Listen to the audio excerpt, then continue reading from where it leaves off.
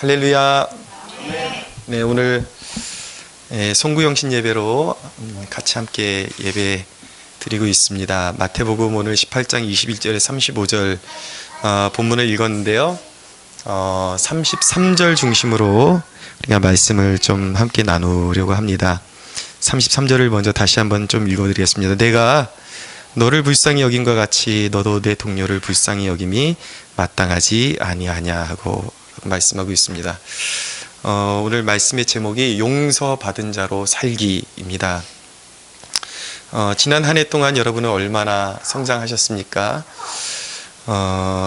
제가 전도하다 보니까 종종 만나게 되는 분들 가운데 어떤 부류의 분들이 계시냐면 이전에 교회에 출석을 했다가 이제는 교회에 나가지 않고 있는 분들을 종종 만나게 됩니다.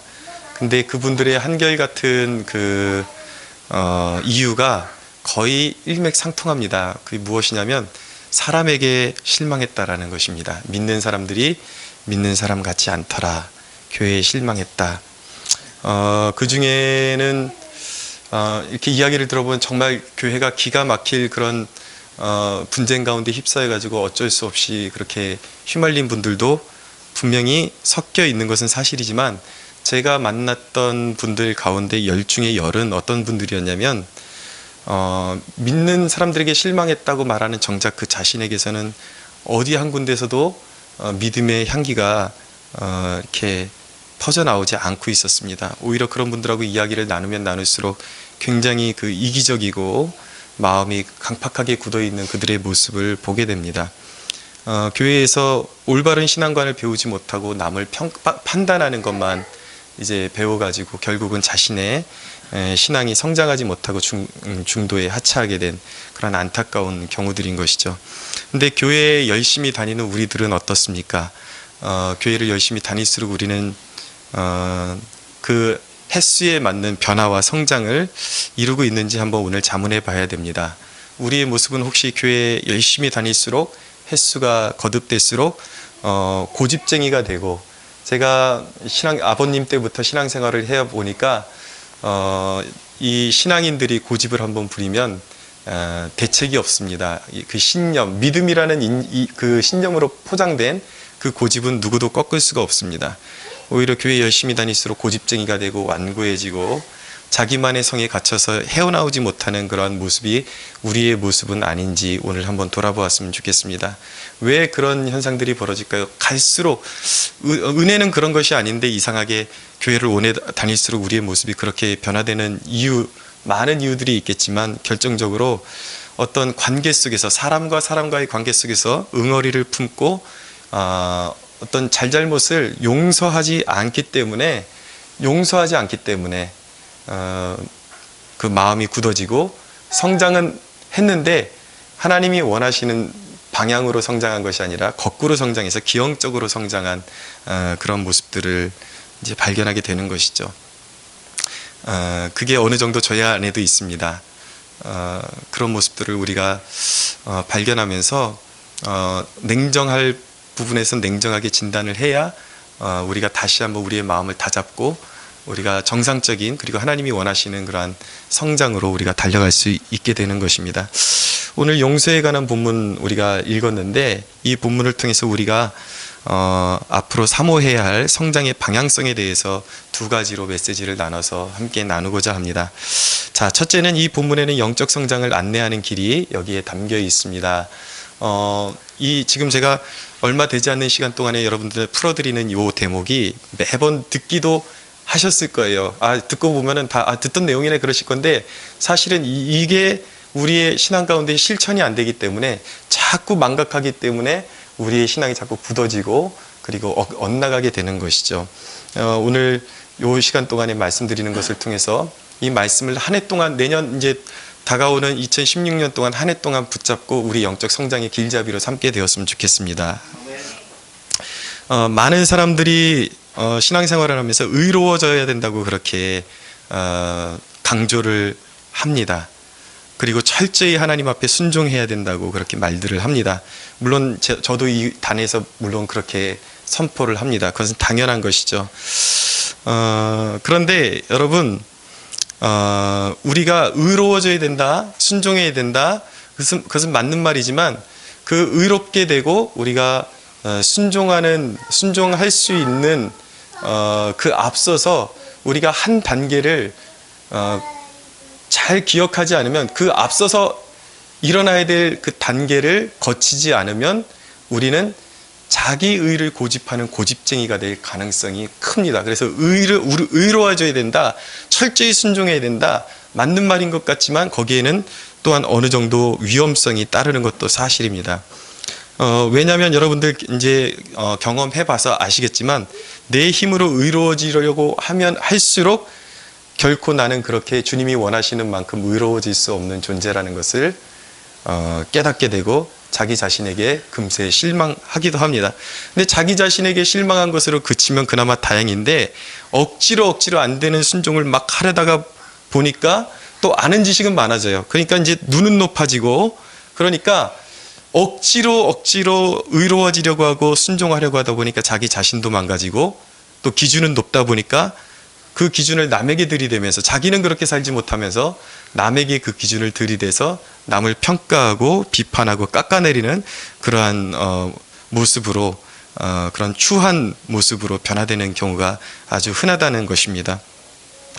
자, 여러분, 우리는 분명히 의로워져야 됩니다. 성장해야 되거든요. 그것을 우리가 이제 성화라는 그런 용어를 쓰는데, 거룩하게 됨, 그리고 주님을 닮아가는 것. 분명히 우리는 철저하게 의로워져야 되지만, 그러나 우리가 의에 대해서만, 그 의 이전에 우리가 추구해야 될 의라는 그런 개념 이전에 무언가를 놓치고 지나치게 내 의를 의존하고 내 의를 세우려고 거기에 포커스를 맞추게 되면은 어떻게 되냐면 자기 자신에게나 다른 이들에게나 메마른 인간이 되어버릴 가능성이 굉장히 크다는 것입니다. 근데 왜 이런 현상이 벌어질까요? 대답은 아주 단순합니다. 복음을 잃어버렸기 때문이에요. 아이러니하게 그 복음을 듣고 구원받아서 감격을 주체하지 못했던 사람들이 갑자기 신앙의 연수가 몇 년이 지나버리면 복음을 까먹게 됩니다. 자기가 어떻게 구원받았는지 까먹게 되니까 점점 거꾸로 역방향으로 가는 경우들이 굉장히 많은 것입니다.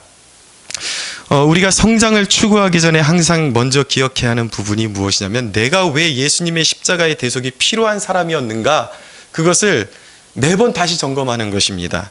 여러분, 왜 우리가 예수님의 십자가의 대속이 절대적으로 필요한 존재였습니까? 그것을 되짚어보는 것이 우리의 신앙에 굉장히 유익하다는 말이에요. 나라는 존재는 어떤 존재였습니까? 나라는 존재는 죄인으로 태어났습니다. 태어나놓고 보니까 죄인이었어요. 죄인으로 태어난 것이죠. 결코 우리는 아무리 노력해도 하나님의 기준을 흡족하게 할 수 없고 하나님의 기준을 따라갈 수 없는 죄인들이었습니다. 순종이 불가능했다라는 얘기를 드리는 것입니다. 결코 거듭나지 못한 영혼이 하나님의 기준을 맞출 수가 없어요. 순종할 수 없는 존재였다라는 것이죠. 만약에 우리가 완벽하게 순종할 수 있는 가능성이 있었더라면 예수 그리스도께서 이 땅 가운데 오시지 않았을 것입니다. 그런데 우리의 상황은 예수님의 대속이 필요했어요. 우리는 아무리 노력해도 의로워질 수가 없기 때문입니다. 하나님의 기준을 완성시킬 수가 없어요. 그런데 예수님이 우리를 위해서 대신해서 십자가를 지심으로 인해서 우리를 위한 대속 사건이 충족이 되었습니다. 그리고 예수님은 이 땅을 살아가시면서 아버지 하나님 앞에 완전한 순종을 이루셔서 예수님께는 흠이 없어요. 그분은 우리와 똑같은 육체를 입으셨지만 죄는 없으신 완전한 의인 그 자체였습니다. 믿으시죠? 그러면서 우리가 예수를 믿게 되면서 어떤 일이 벌어지게 되냐면, 예수님의 그 의로우심, 완전하심, 아버지께 흠이 없이 순종하신 그분의 의가, 그분의 의로움이, 나는 여전히 죄인인데 그 의로움이 나에게 입혀지게 된 것입니다. 이것을 우리가 신학적인 용어로 전가된 의라고 하는 것입니다. 우리는 여전히 죄인이지만 예수님의 의가 나에게 입혀진 것이죠. 그런 의미에서 우리는 용서받은 죄인이고 여전히 죄인이긴 하지만 예수 안에서만큼은 우리는 의롭다 하심을 받고 의인이라 칭함을 받게 되는 것입니다. 할렐루야. 그러면서 우리의 신분이 바뀌었단 말이에요. 어떻게 바뀌었습니까? 죄인에서 의인으로, 그리고 진노의 자녀에서 하나님의 자녀로, 이렇게 우리의 신분이 완벽하게 바뀐 것입니다. 그러나 분명한 것은 무엇이냐면, 신분이 그렇게 바뀌었지만 분명한 것은 우리가 아직 완벽해진 게 아니라는 거예요. 여전히 우리가 의로움을 받았지만, 그리고 예수의 이름으로 구원 받았지만 여전히 우리가 사는 세상 속에서는 죄의 영향력 아래에 우리가 존재하고 있다는 것입니다. 그래서 우리는 불완전하다는 거예요. 그런데 그 불완전한 존재가 스스로 완벽해지려고 하니까 그것이 될 리가 없겠죠. 우리는 여전히 불완전한데 완벽해지려고 그런단 말이에요. 그러니까 복음을 망각하면 자기가 완벽히 이룰 수 있다라는 착각을 할 때가 있어요. 또 그렇게 해야 된다고 자기를 막 강박관념을 가지고 막 몰아붙일 때가 있는데, 절대 우리는 아무리 노력해도 완전한 의에는 이룰 수가 없습니다. 완전하게 우리가 의로워지는 그 시점은 우리가 죽음을 맞이하는 순간에 영화의 단계에 들어갈 때에 우리의 의로움이 완성되는 거예요. 여기서는 우리가 이 땅에 살 때는 여전히 부족함이 있다는 것을 잊어서는 안 되는 것입니다. 그러니까 안 되는 걸 막 억지로 하려고 그러니까 하다가 넘어지면 화가 나고, 자기 자신에게도 화가 나고, 그리고 다른 사람에게도 화가 나고, 계속해서 안 되는 걸 억지로 하다 보니까 사람이 오히려 비판적이 되는 그러한 이제 모순덩어리가 되는 것이죠. 그러나 우리가 알아야 되는 사실은 무엇이냐면, 우리의 현주소는 어디에 있는가? 우리는 여전히 용서가 필요한 사람들이라는 것입니다. 여전히 용서가 필요해요. 여전히 우리는 연약합니다. 그렇기 때문에 여러분, 우리가 신앙생활하면서 넘어지는 것은 당연한 것입니다. 당연한 거예요. 그것을 이상하게 여기시면 안 되는 것입니다. 근데 여기서 뭐 제가 이 부분에 대해서 심도 있게 여러분들에게 진도를 나갈 수 있는 그런 시간은 안 되기 때문에 더 이상 깊게 말씀드리지는 않겠지만, 일부러 넘어지는 것과 연약함 중에 넘어지는 것은 다른 거예요. 진정으로 주님의 생명이 우리 안에 들어와 있다면 일부러 죄악을 즐길 수는 없다라는 것. 그것은 일부러 죄악 가운데 뒹굴고 여전히 변화받지 못한 삶을 살면서 내가 예수 믿었다라는 것은 새빨간 거짓말이라는 것이죠. 그러나 지금 말씀드리는 것은 우리가 예수 안에서 의롭게 주님의 거룩하심을 본받으려고 노력했지만 안 되는 부분이 있다는 거예요. 어쩔 수 없이 노력하다 넘어지는 것은 당연한 이치라는 것을 말씀드리고 있는 것입니다. 그것은 당연한 거예요. 그러나 여러분, 잘 들으십시오. 이전에 우리가 예수님 밖에 있었어요. 예수님 밖에 있었을 때 우리가 만약에 뭔가 노력하려고 하다가 넘어지면 그것은 심판의 사유가 됩니다. 우리를 보호해줄 수 있는 장치가 아무것도 없어요.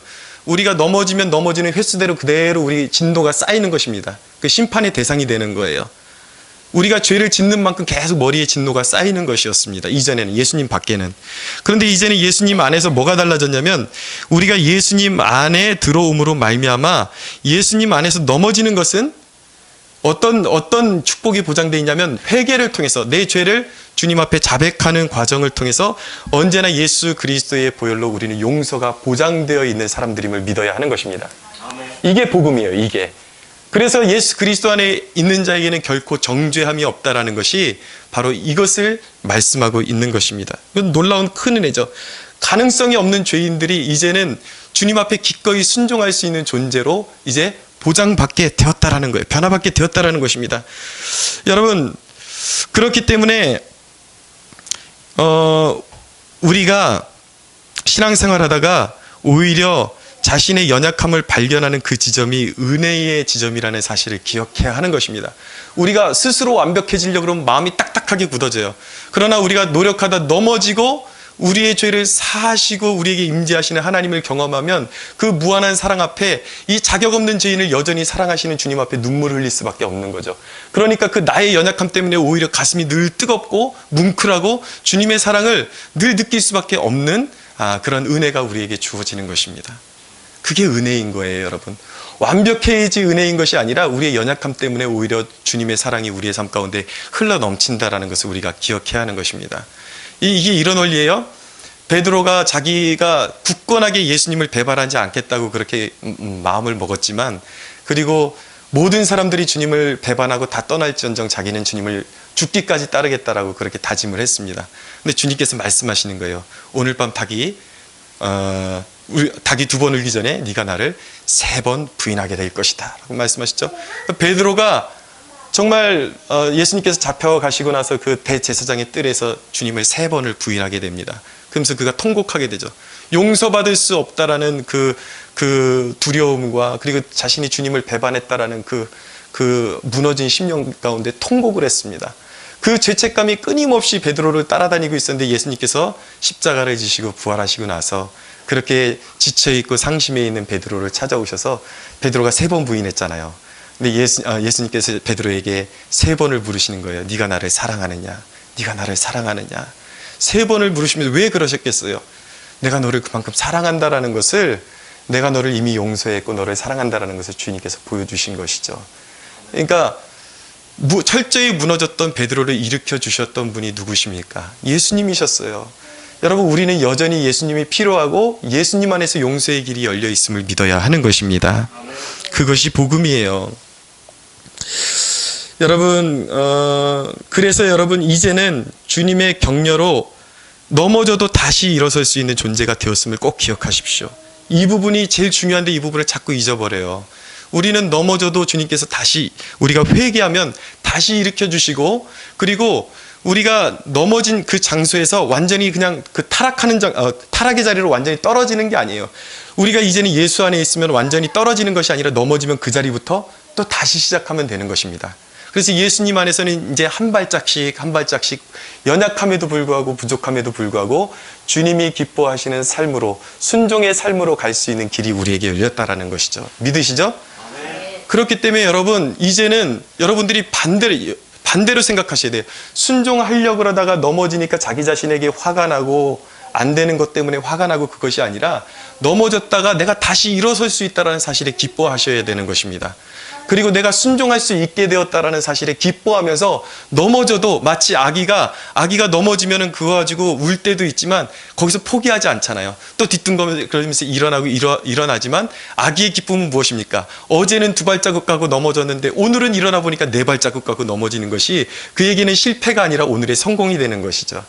그것이 우리의 기쁨이 되는 것입니다. 똑같아요. 어제 넘어졌지만 오늘 다시 한번 주님께 조금 더 순종의 자리로 나아가면 주님께서 우리의 어제의 실수를 묻지 아니하시고 오늘의 순종을 주님께서 기뻐하고 받아주신다는 것 잊지 마시기 바랍니다. 그것을 통해서 이게 확고히 자리 잡아야 여기서부터 내가 용서받은 자라는 그 의식을 가져야 우리가 성장의 자리로 나갈 수 있는 거예요. 기쁨의 자리로, 기쁨으로 순종할 수 있는 자리로 나갈 수 있게 되는 것입니다. 그래야 내가 용서받은 자임을 기억하고 또 여전히 내가 지금 이 시간에도 내가 10년을 믿었건 20년을 믿었건 지금 이 순간에도 내가 나에게 예수님의 용서가 필요한 존재가 나라는 것, 나는 여전히 연약한 존재라는 것을 기억하고 또 내 연약함을 고백할 때 여전히 주님께서 나를 용서해 주신다라는 사실을 기억할 때에 나는 비로소 주님 앞에 더욱더 연약함으로 더욱더 엎드리게 되는 것이고 비로소 다른 사람에 대해서 더 관용할 수 있는 사람으로 성장할 수 있게 되는 것입니다. 그 성장의 축복이 저와 여러분 모두의 것이 되기를 축원합니다. 자, 2번째 나누고 싶은 메시지는 무엇이냐면 내년에 이 메시지를 통해서 이 본문을 통해서 어떤 사람이 되기를 우리가 사모해야 되는가, 거기에 이제 초점을 맞춰서 메시지를 나누기를 원하는데 내년에는 우리가 종교적인 사람이 아니라 주님의 마음을 품은 사람이 되기를 사모할 수 있기를 원합니다. 제가 주위에서 들려지는 이야기들을 듣다 보면은 듣는 교회 중에 10교회 중에 거의 6, 7교회가 교회 안에 내부의 갈등과 분열을 겪고 있다라는 소식을 듣게 됩니다. 너무 마음이 아픕니다. 근데 왜 그럴까요? 왜 그런 아픔들과 분열들이 끊이지 않는 것일까요? 대답은 똑같습니다. 여전히 복음의 문제예요. 복음이 결여되어 있기 때문에, 복음을 까먹었기 때문에 자꾸 분열이 일어나는 것입니다. 복음에 의해서 교회가 끌려가는 것이 아니라 사람들이 자꾸 믿다 보면은, 그리고 교회 안에서 이제 횟수를 채우다 보면 어떻게 되냐면 자신도 모르게 은근히 종교적인 틀에 갇히게 됩니다. 그래서 종교인의 그런 이제 어떤 그 탈을 쓰게 되는 거예요. 그러면서 이제 영적인 본질을 잃어버리게 되는 것이죠. 나도 모르게 종교적인 사람이 된다는 것은 굉장히 무서운 일인 것입니다. 바리새인들은 어쩌다가 사람들이 손 씻는 일을 잃어버리면 그들은 반드시 먹기 전에 손을 씻었어야 되는데 그 정결 예식을 잊어버리면 매섭게 질타를 했습니다. 그런데 예수님께서는 오히려 그런 바리새인들을 질타하시면서 그들의 마음이 정결함을 입지 못하고 겉만 깨끗게 하는 그들의 모습을 보시면서 질타하셨죠. 예수님이 진정으로 원하셨던 것은 그들의 겉만 깨끗한 것이 아니라 겉은 좀 부족하게 보일지라도 그 속이 진정으로 주님이 원하시는, 하나님이 원하시는 그 기쁨의 자리로 나가기를 원하는 사람이 되기를 원하셨던 것이 바로 주님의 마음이었습니다. 종교적인 눈을 갖는다라는 것은 참 무서운 일이에요, 여러분. 이전에 제가 청년 시절에 제가 친하게 지내던 한 친구를 교회에 전도를 했습니다. 어렵게 설득해갖고 전도를 했는데 이 친구의 외양은 어떠냐면 우리 건호 청년처럼 키가 커요. 근데 머리가 이 단발머리, 남자 청년이 단발머리에다가 귀고리까지 하고 그런 청년이었어요. 믿음이 없으니까 당연한 거 아니에요. 근데 이 친구를 그렇게 어렵게 설득해갖고 교회를 청년부를 데려왔어요. 근데 한 사람도 이 친구에게 따스하게 대해주는 그런 청년들이 아무도 없었습니다. 근데 그 청년이 내 친구가 실망하기 전에 제 자신이 이 믿는 사람들에게 너무 실망했던, 동료들에게 실망했던 하루였어요. 왜냐하면 그 친구가 교회를 갔다 와서 저에게 말하는 그 느낌이 무엇이냐면, 너를 따라가서 교회를 간데 내가 믿지는 않지만 그래도 기대라는 것이 있었다. 교회라는 것은 왠지 사람들이 따뜻할 줄 알았는데 가니까 내가 귀걸이를 하고 이 남자가 머리를 기르고 가니까 또 옷도 쫙 달라붙는 그런 옷을 입고 가니까 나를 바라보는 시선이 너무 날카롭고 따가웠다. 그것이 불편해서 나는 교회 못 가겠다라고 말했던 그런 친구가 한 명 있었습니다. 너무 가슴이 아픈 일이죠. 여러분, 믿음이 없는 사람이 뭐 어떤 행세를 하고 있건 그것이 무슨 상관이에요. 모르니까 그러는 것인데, 뭐 정말 나시를 입고 교회를 오든지 뭐 문신을 새겼으면은 믿고 나서는 그래서는 안 되겠지만, 모를 때 그런 거 어떻게 할 거냐고요. 그거를 다 문질러서 이렇게 벗겨나고 와요. 어떻게 하고요. 그냥 있는 모습 그대로 오는 것이죠. 그러면 교회라는 것은 따스함을 가지고 그대로 받아줘야 되는데, 이 종교인의 눈을 가지고 그들을 바라보니까 저 사람이 무슨 교회에 와, 그러고 전혀 그런 종교적인 잣대로 바라보니까 오히려 사람을 품어주는 것이 아니라 올 수 있는 사람도 교회 밖으로 내치는 결과를 초래하고 말게 되더라는 것입니다. 그것이 종교의 무서운 면인 것입니다. 교회 안에 이런 면들이 비일비재합니다. 어떤 경우에는 많은 교회들이 갈등을 빚는 이유는 무엇이냐면 아주 사소한 것 갖고 싸워요. 왜 찬양대 좌석이 왜 그쪽에 있냐라는 거. 이쪽에 있어야 되는데 왜 그쪽에, 우리 교회는 전통적으로 찬양대 좌석이 저쪽에 있어야 되는데 왜 이쪽으로 옮겼느냐. 그거 가지고 싸우는 거예요. 왜 예배 순서가 그렇느냐, 왜 복장이 그렇느냐, 왜 목사님이 가운을 안 입느냐, 왜 아무개 집사는 옷을 저렇게 입고 다니냐, 그러면서 서로 난도질을 하는 것이죠. 이것은 여러분, 지극히 무엇을 입느냐, 무엇을 먹느냐, 무엇을 어떻게 하느냐, 예배 순서가 어떠냐, 이것은 비본질이라고요. 사실은 너무나도 절대적으로 우리 그 한국교회 기존 성도들의 이 토양에서 하나님을 잘 섬기기 위해서 좋은 전통으로 시작된 것인데, 그거를 복음보다 더 높여버리고 하나님보다 더 높여가지고 그걸 가지고 교회가 깨어지고 분열되는 그런 일들이 너무나도 많다는 것입니다. 그러나 그것은 비본질이에요. 여러분, 고린도전서를 잘 읽어보십시오. 거기에는 초대교회가 어떻게 하나님 앞에 예배드렸는지 상세하게 나옵니다. 근데 초대교회 예배가 우리가 생각하는 것보다 얼마나 자유롭게 예배를 드렸었는지 여러분들, 우리 상상 이상이라는 사실을 기억해야 돼요. 거기는 시와 신령한 노래와 찬미가 있었고, 우리 보통 아직까지도 우리 예배에서는 방언을 하고 방언을 통역해주는 일은 공예배 시간에는 볼 수가 없잖아요. 그런데 초대교회 때는 방언을 통역해줄 사람만 있으면 공예배 가운데도 방언을 하고 방언을 통역해지고 예언이 선포되고 이런 일들이 자유롭게 예배 안에서 일어났다라는 것을 성경이 분명히 보여주고 있다라는 것이죠. 그러니까 예배라는 것은 우리가 생각하는 것보다 더 자유로울 수도 있고, 그렇지만 방종은 안 되는 것이죠. 하나님을 경외하는 선 안에서, 죄되지 않는 선 안에서 우리가 성령 안에서 얼마든지 자유롭게 예배할 수도 있다는 것을 우리가 기억해야 하는 것입니다. 중요한 것은 뭐예요? 본질은 무엇입니까? 본질은 무엇을 입느냐, 찬양대가 가운을 어떤 색을 입느냐, 이런 것이 아니라, 예배 순서가 어떤 것이냐, 그런 것이 아니라, 본질은 예수 그리스도 안에서 이 교회에 나와서 생명의 사건을 누리는 것이 본질인 것입니다. 할렐루야. 생명의 사건을 누려야 하는 거예요. 내가 용서받은 자로 주님 앞에 서야 하는 것입니다.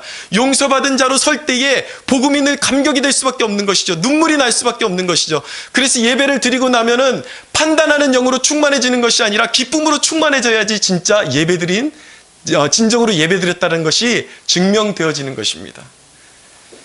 사랑하는 여러분, 용서받은 자로서의 기쁨이 회복되어지기를 원합니다. 교회가 이제 앞으로 체계가 잡혀갈 때에 저희 교회도 이제 예상을 하셔야 돼요. 교회가 이제 이럴 때는, 사람이 소수일 때는 그런 일이 잘 벌어지지 않아요. 그러나 이제 사람들이 많아지고 교회의 체계가 어느 정도 이렇게 잡아가려고 할 때 어떤 일들이 벌어지냐면 이것이 옳으냐, 이 방법이 옳으냐, 저 방법이 옳으냐 그러면서 또 막 싸우기 시작해요. 분명해요. 그런데 여러분, 우리가 이 소수일 때부터 우리의 길을 잘 잡아 나가야 되겠습니다. 우리는 이 방법이 옳으냐, 저 방법이 옳으냐, 그거보다도 우선순위에 둬야 되는 것이 무엇이냐면 우리 한 사람 한 사람이 용서받은 자로 주님 앞에 서 있다는 것을 잊지 말아야겠습니다. 그래서 어떤 갈등이 생기려고 할 때에 다른 사람들을 긍휼히 여기고 주님의 마음으로 내가 용서받았기 때문에 저 사람을 용서해야 된다라는 그런 용서받은 자로서의 그 마음을 우리가 잊지 않게 되기를 바랍니다. 긍휼이 먼저예요. 그래야 우리 교회가 지금 한국교회의 수많은 깨져가는 교회들 같은 아픔을 그 절차를 뒤따라가지 않을 수가 있게 되는 것입니다. 사랑하는 여러분, 내년에는 우리가 좀 더 부드러워져서 좀 더 쿨한 크리스천이 되었으면 좋겠습니다. 자기가 잘못이 있으면 가족들 가운데도 당신이 잘못했잖아, 네가 잘못했잖아, 그것이 아니라 내가 잘못했다라고 인정할 수 있는 그런 나이스한 그리스도인이 되었으면 좋겠습니다. 얼마 전에 우리 한결이가 제가 이빨 닦아준다 그러니까 아빠가 닦아준다 그러니까 굳이 엄마가 닦아달라고 막 우기다가 그 막 울고 땡깡 쓰다가 먹은 거를 토했어요. 그래가지고 제가 막 뭐라 그랬지. 아빠가 닦아준다 그러니까 그렇게 울면서 떼쓰더니 그렇게 토했다고 이게 뭐냐고 막 그랬더니 가만히 있더라고요. 그래서 지네 엄마가 이제 다 이제 해줬는데 이빨 닦아주고 했는데 그 다음 날인가 그 이제 시간이 지나가지고 제가 아기에게 그렇게 얘기했습니다. 아빠가 한결이 토했을 때 뭐라 그래서 미안해 그랬더니 그러더라고요. 그러더니 며칠 있다가 우리 아기가 뭐라 그러냐면 정말 놀랐어요. 저는 아빠 내가 토해서 미안해 그러더라고요. 토해서 미안해 그러더라고요. 여러분 쿨한 크리스천이 됩시다. 좀 더 용서하고 가족 간에도 자기의 잘못을 그냥 갈수록 이마가 뻣뻣해지는 그리스도인이 아니라 내가 먼저 잘못했다고도 말할 수 있는 그런 그리스도인이 되기를 원합니다. 여러분 우리 교회는 어떤 그 어떤 것을 떠나서 우리 모두가 사명자가 되는 그런 일을 사모할 수 있어야 되겠습니다. 사역자는 목회자 한 사람만 사역자가 아니라 우리 모두 평신도들 한 사람 한 사람이 평신도 사역자로 사명자로 부름받았다는 사실을 잊지 마십시오. 여러분 우리 교회는 개척교회이기 때문에도 그렇지만은 제 목회적인 그런 마인드가 또한 그렇기 때문에 그렇게 막 어려운 봉사가 우리 교회는 거의 지금 없습니다. 그런데 여러분 과연 공식적인 봉사가 없기 때문에 우리가 뭐 주일학교 부서가 있습니까? 어린이 아이들을 케어하고 뭐 여러 가지 그런 뭐 차량 봉사를 하고 그런 봉사가 있습니까? 주차 봉사가 있습니까? 뭐가 있습니까? 그렇다고 해서 여러분 할 일이 없는 것이 아닙니다. 우리는 할 일이 있어요. 무엇이냐면 서로를 돌보는 일에 사력을 다해야 할 줄로 믿습니다. 프로그램이 아닌 우리가 복음에 감격해서 움직여야 하는 것입니다. 여러분에게 제가 누누이 부탁드리는 것은 무엇이냐면 약한 지체들을 챙겨달라고 그렇게 제가 누누이 부탁드리는데 오늘 이 시점에서 한번 점검해 보기를 원합니다. 약한 지체들을 챙겨주십시오. 그들의 아빠가 되어주십시오. 어머니가 되어주십시오라고 그랬는데 냉정하게 판단을 했을 때 여러분들이 그 말씀을 듣고 실질적으로 어떤 결단을 하셨고 어떤 움직임을 여러분들이 순종으로 나아가셨습니까? 여러분 어떤 청소년 사역자가 전문 사역자가 하는 이야기가 이것입니다. 자기가 청소년 사역을 하다 보니까 100번을 아이들에게 사랑한다라고 말하는 것보다 그들에게 떡볶이 한번 사주는 것이 사랑이 더 잘 전달되더라는 거예요. 우리 안에 약한 지체들이 있습니다. 지금 없기 때문에 우리가 말할 수가 있는데 그 자신들이 소속되어 있는 직장 때문에 그 직장 상사의 그 핍박을 받으면서 지금 이 교회도 제대로 나올 수 있을지 없을지 늘 거기에 고민하는 지체들이 있어요. 그런데 여러분 그들이 고민하고 있지만 우리가 그들을 인위적으로 생각하고 찾아가서 등 두들겨주고 힘내라고 한 사람씩 깨워서 그렇게 얘기해 줄 수 있다면 그리고 어려운 사람들에게 밑반찬이라도 하나씩 한 번씩 만들어줄 수 있다면 여러분 그들이 용기가 생기지 않을 때 그 사랑을 받고서 이 교회 성도들이 나를 이렇게 사랑하는데 내가 그래도 용기를 내서 교회에 나가야 되지 않겠나, 신앙을 붙잡아야 되지 않겠나, 그렇게 용기를 얻지 않겠습니까? 여러분 그런 교회 되기 원합니다. 할렐루야. 여러분 초대교회가 매일 모이고 나누는 삶을 실천할 수 있었던 이유는 무엇이냐면 그들이 용서받음 그 너머에 그 용서를 받고 내가 그리스도의 피로 말미암아 보혈로 말미암아 용서를 받았고 그 용서받은 자에게 주어질 부활의 영광을 목격했기 때문에 그 영화로운 부활의 영광을 목격했기 때문에 그들은 물불을 가리지 않고 서로의 것을 나누고 매일 모이기를 힘쓰며 격려하며 그렇게 전도하기에 힘썼던 사람들이 교회가 바로 초대교회였던 것입니다. 여러분, 초대교회는 사도들만이 유명한 전도자가 아니었어요. 스데반이나 빌립 같은 그런 평신도 사역자들이 성령을 받아서 그 용서의 기쁨으로 충만해가지고 가는 곳마다 복음을 전하고 그들에게 능력이 임해서 귀신이 쫓겨나가고 병이 고쳐지는 그런 놀라운 역사가 일어났던 것이죠. 사랑하는 여러분, 새해에는 여러분들에게 빌립과 스데반과 같은 평신도들에게 임했던 그런 놀라운 성령의 권능이 여러분들에게 임해지기를 축원합니다. 그래서 여러분 움직이십시오. 우리 교회에 할 일이 없는 것이 아닙니다. 할 일이 없다라는 것은 제가 불필요한 일을 만들지 않는 것이지 여러분들이 그 용서받은 자의 그 복음의 감격을 가지고 움직이라는 거예요. 움직이는 교회가 되어야 할 줄로 믿습니다. 내년 한 해에는 용서받은 자라는 그 고백의 토대 위에 판단하기보다 좀 더 긍휼이 있는 자리로 나갈 수 있게 되기를 원합니다. 그리고 우리의 메마른 눈에 눈물이 고이고 좀 더 베푸는 성장의 자리로 나갈 수 있기를 원하고 주님의 용서가 필요한 사람들이 있는 곳, 주님이 우리에게 전도 대상자들로 보여주시는 그런 영혼이 있는 곳은 그가 어디에 있든지 땅끝까지 쫓아가서 주님의 사랑을 전할 수 있는 그러한 거룩한 교회가 되기를 주 예수의 이름으로 소원합니다. 우리 하나님께 영광의 박수 한번 올려드리겠습니다.